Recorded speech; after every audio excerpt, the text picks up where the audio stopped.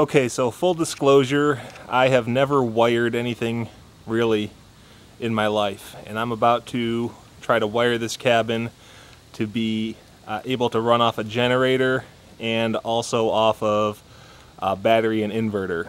And I've YouTubed a little bit of it.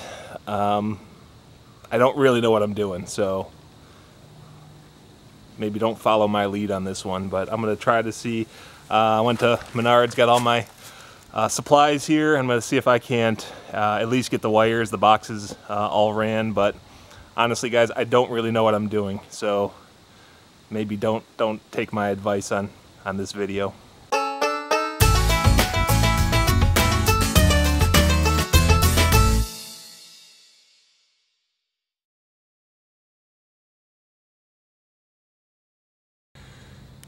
So in my head, this made sense at one point.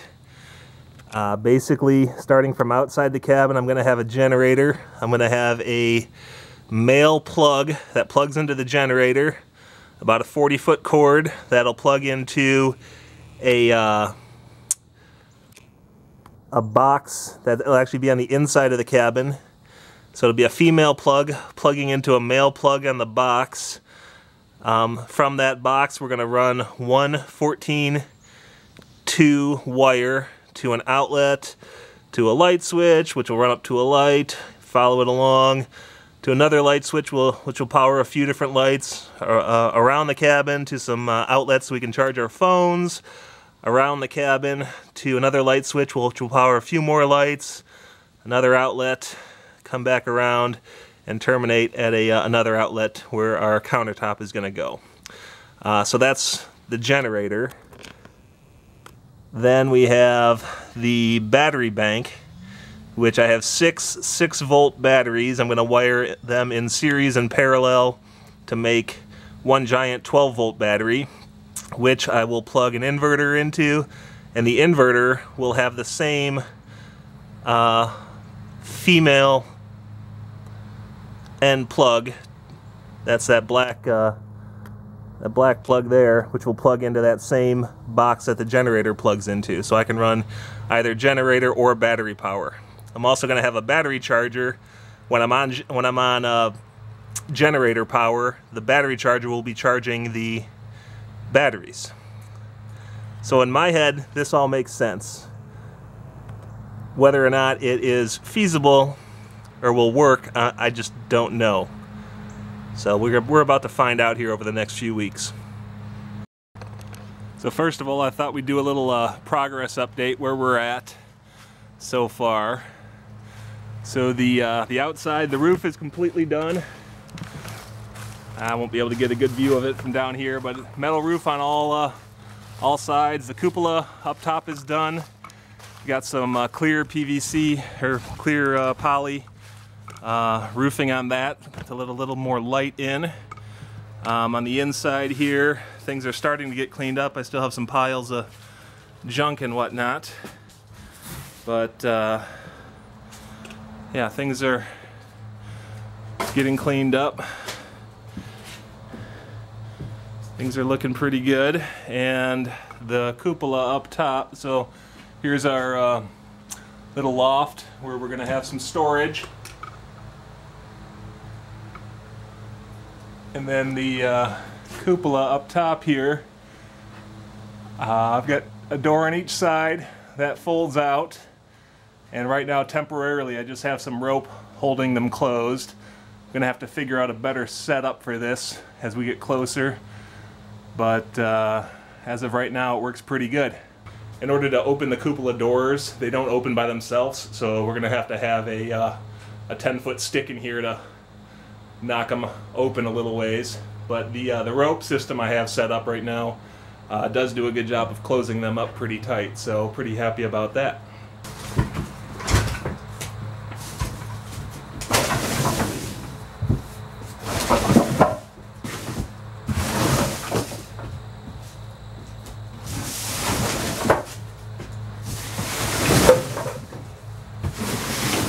Okay, so my original plan was, or my plan is to have the generator out front by the trail, about 40 feet away and run, I've got a real thick wire, I forget what size, run that down underneath the cabin, pop up, and put my power connection box, I'm going to call it. Again, not an electrician, never done this before.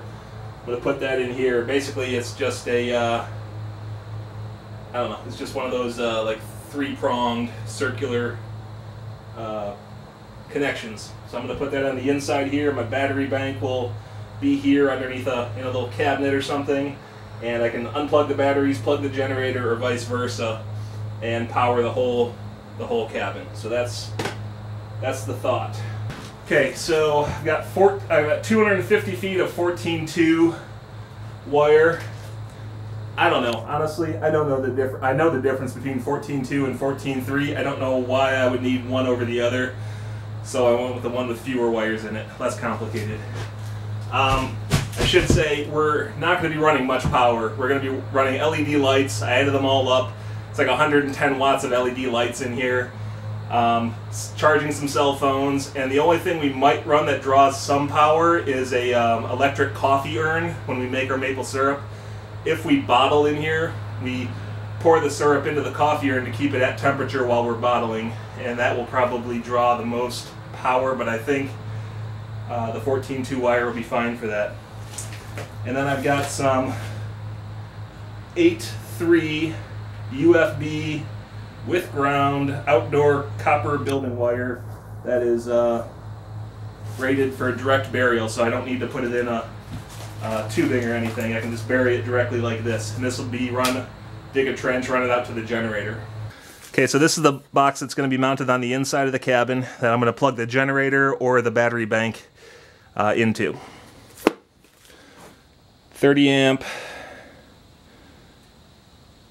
L14-30, whatever that means. Okay, so it took me longer than I care to admit to get this wire stripped like this. So this box here is a male, so I'm going to hook a female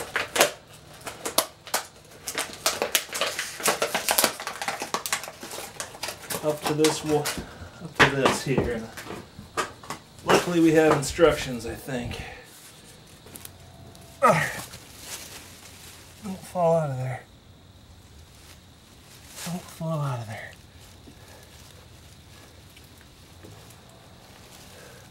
There it is. Look at that.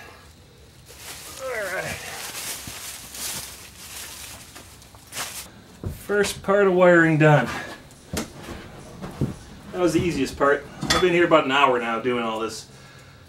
This is definitely a skill I don't have. Put that right about there.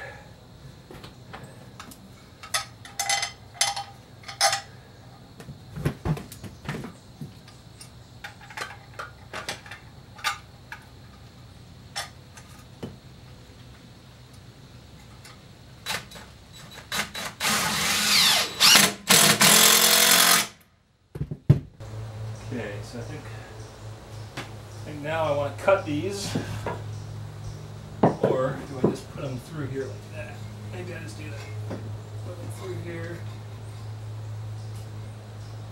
like that, have them sticking out. Okay. Now from here, if I can get my chainsaw, I can maybe cut this board a bit and slide this. I don't even need to cut it. Look at that. Slide that right down in there.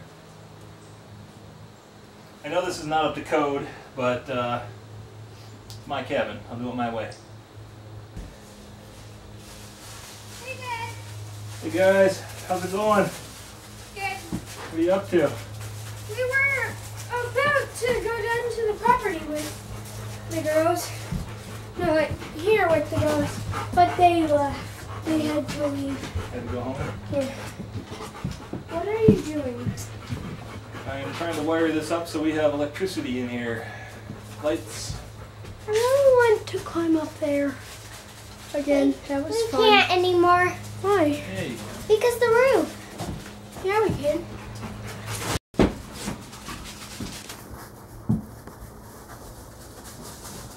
Dad, I'm going to be as careful as I can. Okay. I'm just going to go a little bit up just to see. Hey Zoe, how's it going? Hello. This is funny. And then you have this nice wide open view. Daddy, What? are you putting a bed up there? No. No. This Okay. is for storage. Daddy, that's for storage, right? Yep. Okay, good.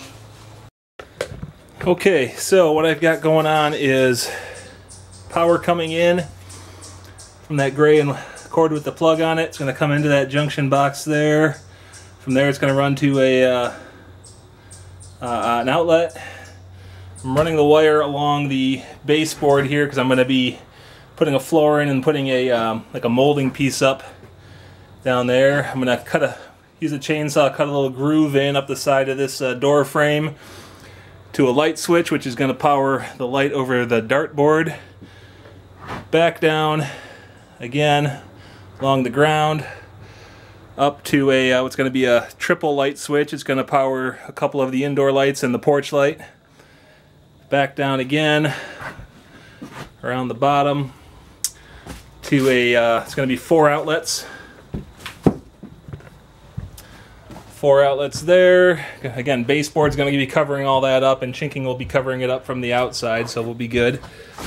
Up this side of the door to lights for the back porch, the evaporator lights, and the outhouse light. Back down under the back door to another outlet here, and we're going to go around this corner eventually and put another outlet right under this window here. So I still have a lot of work to do, but that's a pretty good start for today, and required relatively little skill, luckily. I'm gonna have my neighbor come on in and show me how to make all the connections, make sure everything's done up right. But for now, good start.